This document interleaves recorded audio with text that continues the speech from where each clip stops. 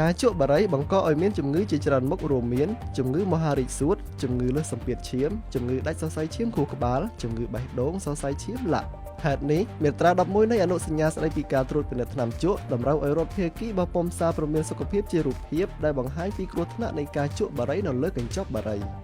សារព្រមានសុខភាពជារូបភាពនៅលើកញ្ចប់បារីគឺជាវិធីសាស្ត្រអប់រំពីគ្រោះថ្នាក់នៃការជក់បារីដល់អ្នកជក់ដែលមានប្រសិទ្ធភាពនិងចំណាយថវិកាតិចបំផុតម្យ៉ាងទៀតវានឹងជំរុញឲ្យអ្នកជក់ផ្ដាច់បារីព្រមទាំងអាចបង្ការអ្នកមិនជក់ពីការចាប់ផ្ដើមជក់បារីផងដែរប្រជាពលរដ្ឋកម្ពុជាច្រើនលើសលប់ចង់ឲ្យមានសារព្រមានសុខភាពជារូបភាពលើកញ្ចប់បារីបើសិនគេដាក់សារព្រមានក្នុងកញ្ចប់បារីអញ្ចឹងល្អម្យ៉ាងដែរស្រុកយើងមិនដាក់សារដោយរូបភាពស្រគាអញ្ចឹងវាល្អខ្ញុំចង់ឲ្យសារព្រមានដោយនៅក្នុងប្រទេសកម្ពុជាយើង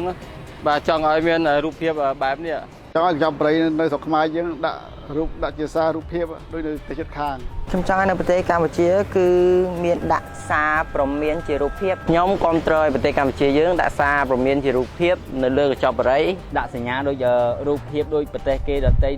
នៅក្នុងអាស៊ីឬអឺរ៉ុបហ្នឹងគឺខ្ញុំគាំទ្របំផុតប្រទេសអាស៊ានភាគច្រើនបានដាក់សារព្រមានសុខភាពជារូបភាពរួចទៅហើយម្យ៉ាងវិញទៀតអាជីវករមិនពឹងផ្អែកលើប្រាក់ចំណូលដែលបានមកពីការលក់បារីដើម្បីផ្គត់ផ្គង់ជីវភាពរស់នៅនោះទេនេះលក់ប្រៃរាល់ថ្ងៃហ្នឹងអត់ចំណេញទេចំណេញតិចបារីរាល់ថ្ងៃដល់មិនសូវចំណេញលក់បារីរាល់ថ្ងៃហ្នឹងដាច់មួយ